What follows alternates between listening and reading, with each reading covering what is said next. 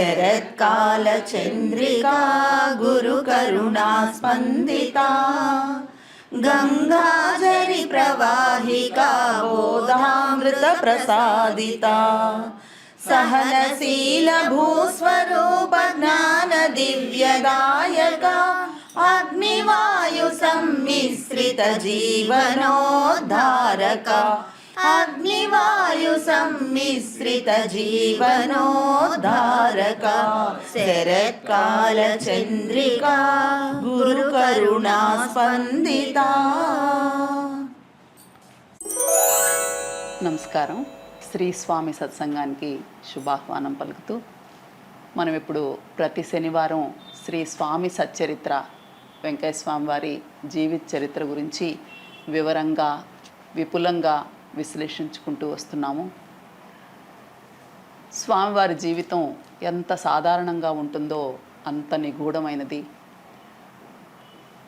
వారి గురించి మనకెంతో తెలిసినట్టుంటుంది, కానీ సూక్ష్మంగా గమనిస్తే మనకు తెలిసింది చాలా తక్కువ అని తెలుస్తుంది. స్వామివారు నిరుపేదలను, దీనులను, ఆర్తులను తమ తపశ్శక్తితో ఆదుకున్న తీరు మహాద్భుతం. మనం ఇప్పటికీ స్వామివారి జీవితం గురించి శ్రీ స్వామి సందర్శనం, దివ్యోన్మాదం అనే 2 అధ్యాయాలను గురించి వివరించుకున్నాము. ఎన్నో హింసలు, ఎన్నో బాధలు స్వామివారి చిన్నతనంలోనే అనుభవించడం జరిగింది. స్వామివారి ప్రవర్తన అర్థం కాక ఎంతోమంది భూత వైద్యులను కూడా పిలిపించి ఆ భూత వైద్యం కూడా చేయించారు. కానీ అది పిచ్చి కాదు, అదొక గొప్ప దివ్యోన్మాదము, అదొక దివ్యశక్తి ప్రభావంతోనే ఆయన అలా ఉన్నారు అనేది ఆ తర్వాత ఆయనకు జరిగిన దర్శనాల్లో మనకి అర్థమవుతుంది. స్వామివారికి రామలక్ష్మణుల దర్శనం అవటం, ఆ తర్వాత గార్లపాడు గ్రామశక్తి దర్శనం అవటం, ఇవన్నీ మనకు తెలిసినప్పుడు స్వామివారు ఎంత గొప్ప స్థితిలో ఉన్నారనేది ఎవరికైనా అర్థమవుతుంది. కానీ ఆ గ్రామస్తులు, కుటుంబీకులు అక్కడ స్వామివారి ప్రవర్తనకి అవమానపడి ఆయన్ని హింసించడంతో స్వామివారు ఆఖరికి ఆ గ్రామమే వదిలి వచ్చేశారు. ఆ తర్వాత రోజుల్లో స్వామివారు ఎక్కడికి వెళ్ళారు, ఎలా ఉన్నారు, ఏమి చేశారు అనేది ఈ తర్వాత అధ్యాయంలో ఇప్పుడు మనం వివరించుకుందాం. ఆత్మీయులారా, శుభ సాయంకాలపు సత్సంగానికి, స్వామి సత్సంగానికి, శనివారం నాటి సత్సంగానికి శుభస్వాగతం. ఈ శరత్కాలంలో భగవంతుడి యొక్క దయను, కృపను, కరుణను సంస్మరిస్తూ చేసుకుంటున్న పావనమైన స్వామి కథామృతమైన సత్సంగం ఇది. మన ఎన్నో జన్మల పుణ్యఫలం వల్ల మాస్టర్ గారి ద్వారా, సాయి కృప వల్ల ఆ భగవాన్ వెంకయ్య స్వామి వారు మనకు లభించారు. ఆ అవధూతమూర్తి మనకు లభించారు. లభించడమే కాదు, మన్నెంతో పూర్ణంగా అనుగ్రహించారు, అనుగ్రహిస్తున్నారు, ఎప్పటికీ అనుగ్రహిస్తారు. వారి అనుగ్రహపు పావనమైనటువంటి సాన్నిధ్యంలో మనం ఈ సత్సంగం చేసుకుంటున్నాం. స్వామి సచ్చరిత్రలో ఇప్పుడు మనం 3వ అధ్యాయానికి వచ్చాం. స్వామి పెంచెల కోనలో ఆయన జీవితం ఎలా మలుపు తిరిగిందో ఈనాటి సత్సంగంలో మనం చెప్పుకుంటాం. ముందుగా స్వామి సచ్చరిత్రను ప్రస్తుతి చేసుకుందాం. స్వామి సచ్చరితము నిగమము మనకది, నిశ్రేయస పదము దివ్యవర ప్రసాదితము. స్వామి సచ్చరిత్ర అది ఎటువంటిది అంటే మనకందరికీ, మానవ జాతికి నిగమము. వేదాలు ఏ విధంగా పరమోన్నతమైనటువంటి శ్రేష్టమైనవో, పవిత్రమైనవో, ఉద్బోధనకరమైనవో, భగవంతుని మానవాళికి సమర్పిస్తున్నాయో అటువంటి నిగమము అంటే వేదం మనకది. నిశ్రేయస పదము, శ్రేయస్సు అంటే మేలు, మనకేది అన్నిటికంటే మేలో అది శ్రేయస్సు. నిశ్రేయస్సు పరమార్థాన్ని బోధించేటువంటిది. అంతేకాదు దివ్యమైనటువంటి వరాన్ని ప్రసాదించి మన జీవితాలను సుసంపన్నం చేసేది అనే స్మరణతో మనం పెంచలకోనలో స్వామి అనే అధ్యాయం మనం ఇప్పుడు చెప్పుకుందాం. ఒక చిన్న విన్నపం ఏంటంటే, పుస్తకాన్ని చదువుతున్నట్టు కాకుండా చదువుకున్న విషయాన్ని మనం మెల్లమెల్లగా ఆత్మీయంగా స్నేహంగా చెప్పుకుంటున్నట్టు భావించండి. అట్లాగే ఎక్కడన్నా అవసరమైనటువంటి కొన్ని విషయాలను మాత్రం చదువుకోవడం కూడా మనకేం అభ్యంతరం లేదు. ఇంతకీ పెంచలకోన ఎక్కడుంది? నెల్లూరుకి పడమటి దిశలో సుమారు ఒక 75 కిలోమీటర్ల దూరంలో ఉన్న ఒక అద్భుతమైన క్షేత్రం పెంచలకోన. ఆ పెంచలకోన అనే పదాన్ని విభజిస్తే పెను శిల కోన. అక్కడ ఉండేటువంటి పరమాత్ముడు, అక్కడ ఉండేటువంటి ఆలయంలో ఉండేటువంటి భగవద్ రూపము పెను శిలలతో ఉన్నది కనుక, పెనవేసుకున్న శిలలతో కూడి ఉన్నది కనుక అది పెనుశిల కోన. వెనక పెద్ద దుర్గమమైనటువంటి కొండకు అంచును కోన అంటాం కదా, అందుకని కొండ కోన. అందుకని పెంచెల కోన, పెనుశిల కోన. చాలా అందమైనటువంటి అద్భుతమైన దృశ్య సమ్మిశ్రితమైనది ఆ క్షేత్రం. అక్కడ ఎందరో మహానుభావులు, ఎందరో ఋషీశ్వరులు, వీళ్ళందరూ అనాది కాలం నుంచి తపస్సు చేసి ఉండాలి. అక్కడ ఉండేటువంటి స్వామివారిని పెనుశిల లక్ష్మీ నరసింహ స్వామి అంటారు. నరసింహావతారం మనకు తెలుసు, ప్రహ్లాద చరిత్రలో వస్తుంది. నరుడు సింహము కలిస్తే నరసింహం. లక్ష్మి అంటే తెలుసు కదా, అనంత ప్రకృతిలో ఉండే శోభామయమైనటువంటి అమ్మతనమే లక్ష్మి. ప్రఖ్యాతమైనటువంటి క్షేత్రం అది.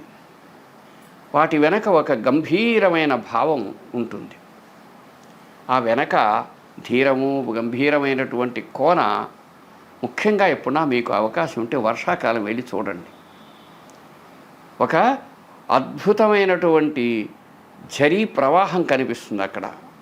ఆకాశంబున నుండి శంభుని శిరంబందుండి భూమి మీదకు వస్తున్నటువంటి ఆ కోనలో జలపాతం ఎంతో అందంగా ఉంటుంది. మీరు మీ కుటుంబాలు అవకాశం ఉన్నప్పుడు నెల్లూరులో ఉండేవాళ్ళు కానీ, చుట్టుపక్కల ఉన్నవాళ్ళు కానీ, క్షేత్రంగా ఇక్కడ వచ్చిన వారు కానీ దాన్ని దర్శించి అక్కడ స్వామివారు ఏ విధంగా ప్రభవింప చేసుకున్నారో తమ జీవితాన్ని, దాన్ని సంస్మరిస్తే మన సత్సంగం సఫలమైనట్టే. సరే, వెనక మనం చెప్పుకున్నాం వెంకయ్య స్వామి పూర్వనామధేయం వెంకటపతి. ఆయనకు ఒక దివ్యమైనటువంటి ఉన్మాద స్థితి కలిగి, జనమేమో అది పిచ్చన్నారు, మనమేమో అది ఉన్మాదం, దివ్యోన్మాదం. అదొక భగవద్ ఉన్మాదం. భగవంతుడు మానవులకు సంప్రాప్తించేప్పుడు వచ్చేటువంటి ఉన్మాదం, జ్ఞానోన్మాదం, జన్మాంతర సంస్కారంగా గురుకృప వల్ల వచ్చినది అని మనం అనుకుంటున్నాం. ఆ విధంగా ఆయన బాగా హింసించడం, ఇంకా అక్కడ ఉండటానికి వీల్లేని పరిస్థితి వచ్చి అక్కడి నుంచి దట్టమైన ఆ అడవిలోకి, ఆ కొండలు, ఆ గుహలు, సెలయేళ్ళు దాటుకుంటూ ఒక విచిత్రం ఉంది ఇక్కడ. మనం ఈ గ్రంథం రాసుకునేటప్పుడు నాగుల వెల్లటూరు నుంచి పక్కనే వచ్చే కొన్ని దొడ్లు ఉన్నాయి. వాటిపైనుంచి ఇట్లా ఎక్కి వెళ్ళడానికి ఎలా ఉంటుంది అని. నిజంగా ఆ పర్వతాల పైనుంచి అతి దగ్గరగా పెంచలకోన వస్తుంది. శాటిలైట్ ద్వారా దాన్ని జాగ్రత్తగా గమనిస్తే బహుశా వెంకయ్య స్వామి ఇక్కడి నుంచి ఆ విధంగా వెళ్ళి ఉంటారేమో అని తెలిసినప్పుడు చాలా సంతోషం, ఉత్తేజము కలిగింది. ఆనాటి ఆ యువకుడు స్వామిగా పరివర్తన చెందడానికి రంగస్థలం ఏమిటి అంటే పెంచలకోన. అక్కడ ఎంతో కాలంగా ఎందరో మహానుభావులు, తపోమూర్తులు వీళ్ళందరూ అక్కడ ఉండి ఉండాలి. ఇంకొకటి ఏమిటంటే ఆ ప్రాంతంలోనే ఒక ఏరు అక్కడ పుట్టి అటువైపు వెళుతుంది. దాన్ని కండలేరు అంటారు ఇప్పుడు జనం. ఆ కండలేరు దాని అసలు పేరు కణ్వయేరు. కణ్వ మహర్షి పేరుతో మొత్తం మన భారతదేశంలో ఉండేటువంటి ఏకైక నది అదే. వర్షాకాలంలో బాగా ఉధృతంగా వస్తుంది, మిగతా అప్పుడు అణిగిమణిగి ఉంటుంది. కణ్వ మహర్షి గురించి తెలుసు కదా. మన పురాణాలలో ఎవరైతే భరతుడి తల్లి ఉందో అటువంటి తల్లిని శకుంతలాదేవిని ఆదరించినటువంటి మహానుభావుడు కణ్వ మహర్షి. ఆయన చరిత్ర ప్రసిద్ధమైనటువంటి ఋషులలో ఒకరు. అందుకని ఆయన పేరుతో అక్కడ కణ్వయేరు ఇది ఉంది. అది ఒక 100 ఏళ్ల నాటి సంగతిని మనం ఇప్పుడు చెప్పుకుంటున్నాం. ఆ కొండకోనల ప్రాంతం అంతా భయంకరమైన దుర్గమారణ్యం. అనేక క్రూర మృగాలు ఉండేవిట. దేవుడికి ప్రతి శనివారం మాత్రం నైవేద్యం ఇచ్చేవారు. మిత్రులారా, సోదరులారా, గురుబంధువులారా, ఒక చిన్న విషయం. మనం ఈనాడు సమాజంలో చూస్తున్న కులమతాల వ్యత్యాసాలు, ఇతర అనేక రకమైన అంశాలు మన దేశానికి విదేశీయులు వచ్చి పరిపాలించిన తర్వాత ఒక రకంగా రూపొందాయి. అంతకుముందు సమాజం అంతా అందరి మీద అందరూ ఆధారపడి బతికేవారు. అందుకని ప్రతి చోట అందరూ కలగలిసి ఉన్న జీవన సౌభాగ్యం మనకు కనిపిస్తుంది. అందుకని ఒక శనివారం రోజు ఆ దుర్గమమైన అడవిలోకి వెళ్ళటానికి కేవలం ఎవరో కొంతమంది పూజారులో ఎవరో వాళ్ళో వీళ్ళో కాకుండా ఒక దాసరి కులానికి చెందినవారు, ఒక ఆయన తప్పెట్లు వాయించే మాదిగ కులానికి చెందినవారు, అట్లాగే మిగతా వాళ్ళందరూ అనేక కుల మత భేదాలన్నీ పక్కన పెట్టి భక్తితో అక్కడికి రకరకాల తాళాలను గంటను వీటన్నిటిని వాయించుకుంటూ శబ్దం చేసుకుంటూ, ఎందుకు ఏ జంతువు అలా వచ్చి ఇబ్బంది పెట్టకుండా ఉండటానికి భక్తులంతా గుంపుగా వెళ్ళేవారు వారానికి ఒక్కరోజు. ఆ ప్రాంతంలో పులులు, ఏనుగులు, ఎలుగుబంట్లు ఎక్కువ ఉండేవి. అన్నిటికంటే ముందు విషసర్పాలు ఎక్కువగా ఉండేవి. అందుకని అందరికీ అక్కడికి ఒంటరిగా వెళ్ళాలంటే భయం. కొంతమంది కలిసి వెళ్ళాలంటే కూడా జాగ్రత్తగా వెళ్ళేవారు. సరే, శనివారం నైవేద్యం ఇవ్వడానికి వెళ్ళేవారికి అక్కడికి వెళ్ళినప్పుడు వెంకయ్య స్వామి కనిపించేవారు. అందరూ ఆయన పిచ్చంకాయ అనుకునేవారు. ఎవరో కొంతమంది దగ్గరికి వెళ్ళి ఆశ్చర్యంగా కళ్ళు విప్పార్చి, ఇక్కడ ఎట్లా ఉన్నావు అని అడిగేవాళ్ళు. దానికి ఆయన నాకేమి లేయ్యా. ఆ మాట ఎంత గొప్పదంటే ఆయన నిర్భయతనం. భగవంతుడే ఆయన అండనుండగా ఇంకేమిటని, నాకేమీ లేయ్యా అని చాలా ముక్తసరిగా జవాబు చెప్పి నిర్భయంగా ఒంటరిగా అడవిలో ఉండిపోయేవారు. స్వామి అక్కడ ఎంతకాలం ఉన్నారు, ఎలా ఉన్నారు అని మనం కొంత ప్రయత్నం చేస్తే సుమారు ఆయన 12 సంవత్సరాలు ఉన్నారు. అయితే ఆ అడవిలో ఎక్కడున్నాడు, ఆయన నివాసం ఏది, ఆయనకు ఆహారం ఎట్లా, ఆయనకి ఇంకెవరైనా మనుషులతో అరసపడ్డారా, ఇలా అనేక రకాలుగా మనం ప్రయత్నం చేసినప్పుడు మనకు చాలా వరకు కొన్ని ఇబ్బందులు వచ్చాయి. ఒకటేంది, ఆ సమయంలో ఆయనతో ఎవరూ లేరు. స్వామి తరువాతి రోజులలో ఎవరితో అయినా చెప్పిన విషయాలు అట్లాంటివి తప్ప మిగతా మనకు లభించే అవకాశం లేక మన ప్రయత్నంలో లభించిన వాటినే మనం పంచుకోగలుగుతున్నాం. స్వామి తరువాతి రోజుల్లో కొన్ని విషయాలు చెప్పాడు. అప్పటి విషయాలు వారు చెప్పినవి ఎంతో అమూల్యమైనవి. వాటిని గురించి మనం కథాకథనంలో వీలును బట్టి చెప్పుకుంటూ వస్తాం. ఇకపోతే పెంచెలకోన స్థల మాహాత్మ్యం గురించి మనకు బాగా ప్రాచీన కాలంలో లేకపోతే మనకు దొరికినటువంటి అథారిటేటివ్ ఇన్ఫర్మేషన్ ఏమిటి అని చూస్తే పెంచెలకోన గురించి 1881వ సంవత్సరంలో మన భారత ప్రభుత్వ గణాంక శాఖలో డైరెక్టర్ జనరల్గా ఉన్న హంటర్ అనే ఒక అతను ఒక రిపోర్ట్ సమర్పించాడు. ఆ రిపోర్ట్ వచ్చి ఇంపీరియల్ గెజెట్ అని ఆ రోజులలో 7వ వాల్యూమ్ 849వ పేజీలో ఉంది. అక్కడ ఉన్న విషయం మనం అట్లాగే చదువుకోవటం మీద. శ్రీ పెనుసిల లక్ష్మీ నరసింహస్వామి వారి దేవాలయం అత్యంత సుందరమైన పెంచెలకోన లోయ పాదపీఠంలో ఉంది. స్థల పురాణాన్ని పరిశీలిస్తే ఇది కణ్వ మహర్షి తపోభూమిగా ప్రసిద్ధి చెందింది. ఆ ఋషి పేరు మీదే ఆ కొండలలో నుండి రూపొందే నది పేరు కూడా కణ్వయేరు అయింది. అదే కాలాంతరంలో ఇప్పుడు కండలేరు అంటున్నారు. కండలేరు రాపూర్ తాలూకా మీదుగా ప్రవహించి కృష్ణాపట్నం సమీపంలో సముద్రంలో కలుస్తుంది. ఇక్కడి గర్భాలయం ఒక్కటి మాత్రమే సుమారు 670 సంవత్సరాల క్రితం నిర్మించబడిన ఏకైక కట్టడం నేడది శిథిలావస్థలో ఉంది. అక్కడి స్వామి ప్రతిమ స్వయంభువు, తనంత తానుగా వెలసింది అని అర్థం. ఏ విధంగా కేదారేశ్వరుడు ఇలా భగవత్ ప్రతిమలు ఆ విధంగా లభించాయంటారో అటువంటి స్వయంభువు అన్నమాట. 2 శిలా స్వరూపాలు మెలిదిరిగినట్టుండి పైన నరసింహ ముఖంతో విరాజిల్లుతూ ఉంటుంది. అందుకే ఇది పెనుశిల లక్ష్మీ నరసింహస్వామి అయినది. తెలుగు భాషలో దాన్ని పెను అంటే పెనవేసుకున్న, శిల అంటే రాయి అని మనం అర్థం చెప్పుకోవచ్చు. శ్రీ మహావిష్ణువు నృసింహావతారం దాల్చి రాక్షసరాజైన హిరణ్యకశిపుణ్ణి సంహరించాక పెంచలకోన సమీపంలోని భైరవ కోనలో చెంచులక్ష్మిగా ఉద్భవించిన లక్ష్మీదేవి స్వామివారి ఉగ్రతను ఉపశమింపచేయాలని స్వామిని కౌగిలించుకొని మమేకమైందని, అలా ఉగ్ర నరసింహుడు శాంతి నరసింహుడై అమ్మవారిని వివాహవాడి ఆ స్థలాన్నే తన నెలవుగా చేసుకున్నారని, ప్రతి శనివారం అక్కడి సరస్సులో స్నానమాచరిస్తారని పురాణ కథనం. ఇక్కడి దైవం పవిత్రులైన స్త్రీల సంరక్షకుడుగా ప్రసిద్ధి అని మనకు హంటర్ నివేదికలో ఉంది. అక్కడికి సమీపంగా ఉండే ఒక ఊరి పేరు గోనుపల్లి. అక్కడి నుంచి ఒక గొల్లతను తన పశువులు మేపుకోవటానికి ఆ ప్రాంతానికి తోలుకొచ్చేవాడు. అతడికి ఒకనాడు ఒక పవిత్రుడైన ఒక వృద్ధుడు దర్శనమిచ్చి, కోనలో పెనుశిల లక్ష్మీనరసింహస్వామి స్వయంగా వెలశాడు, ఈ దివ్యలీలను గ్రామ పెద్దకు చెప్పమని చెప్పాడు.